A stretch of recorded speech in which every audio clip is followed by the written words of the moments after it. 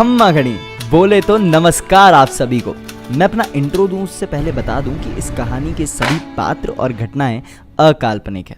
इसका बहुत सारे लोगों मतलब मेरे और आप जैसे जीवित और मृत व्यक्तियों से सीधा संबंध है। अब आप कहेंगे हम जैसे लोगों को मृत क्यों कहा गया भैया? भला हम तो अच्छे खासे चलते फिरते हंसते खाते लोग हैं। तो बात ऐसी है गुरु कि यदि सांस लेने भर से आप अपने आप को जीवित समझ बैठे हैं तो आप केवल मृत ही नहीं बल्कि मूर्ख भी हैं। आप मृत हैं क्योंकि आप सवाल नहीं करते। आप मृत हैं क्योंकि आप डरे हुए हैं। आप मृत हैं क्योंकि आप मौन हैं।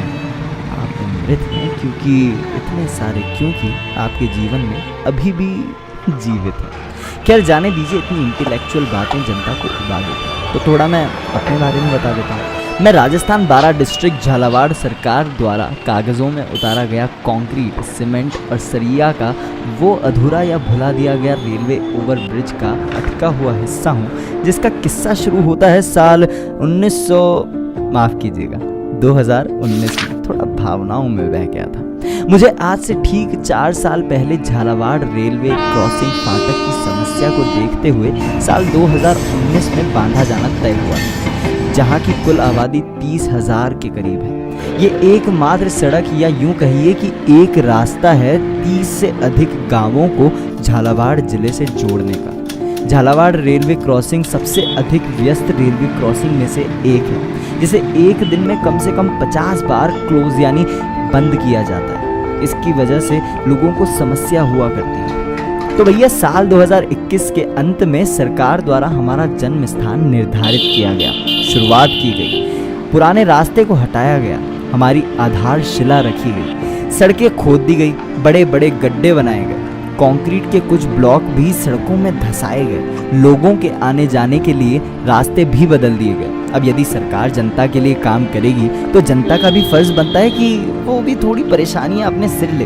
तो हुआ कुछ यूं कि आज करीबन 4 साल होने को आए हैं और जनता आज भी केवल परेशानियां ही लेकर बैठी है और सरकार मेरे निर्माण का आधा अधूरा हिस्सा।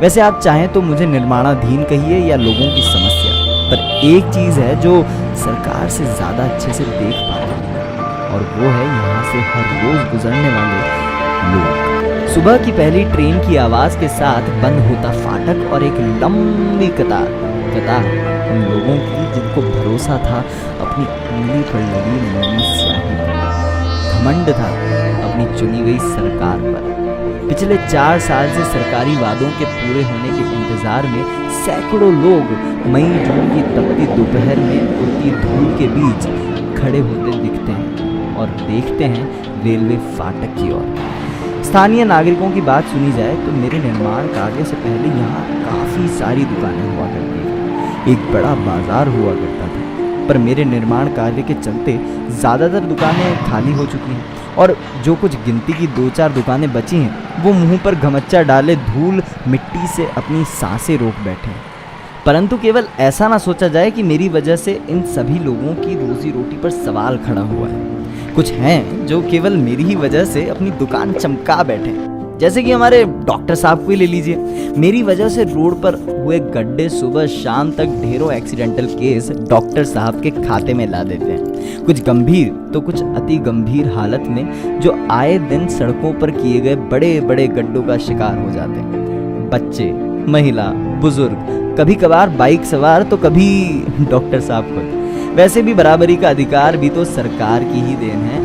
अगर सरकार की बात की जाए तो वर्तमान समय में गांधीवादी सरकार इस जिले की सत्ताधारी सरकार के रूप में कार्यरत है और विपक्षी पार्टी के उम्मीदवार नेता यहाँ के सांसद मेरे निर्माण कार्य को बहुत गंभीरता के साथ ले रहे हैं। गंभीरता इतनी ज्यादा है कि 2019 से लेकर 2022 तक 30,000 लोग आज भी रेलवे फाटक के खुलने और बंद होने की प्रतीक्षा में नर्क के द्वार पे खड़े हैं। खैर अभी मॉनसून आना बाकी है, सड़क का तालाब बनना बाकी है, खुले गड्ढे लोगों को निगलने के लिए मुंह खोले खड़े हैं। शायद लोग तैरना सीख जाएं तो मेरी ज़रूरत खत्म हो जाएगी, या फिर एकजुट होकर सरकार को भी मॉनसून में 2-4 डुबकी तो।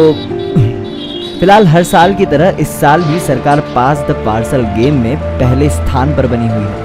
सरकार से अधिकारियों से ठेकेदार, कभी नोटिस तो कभी टेंडर निरस्त करने की बात। वैसे सप्ताह के एक दिन मेरे निर्माण कार्य में तेजी दिखाने या फिर जनता को खुश करने के लिए समाचार पत्रों में मेरे नाम का एक ब्लॉग भी छापा जाता है, मेरे बड़े से फोटो के साथ स्थानीय लोगों के 1-2 इंटरव्यू, और उसके साथ वो पूरा का पूरा आर्टिकल छप ही जाता है और आश्वासन भी दिया जाता है कि मेरे निर्माण कार्य जल्द ही पूरे किए जाएंगे।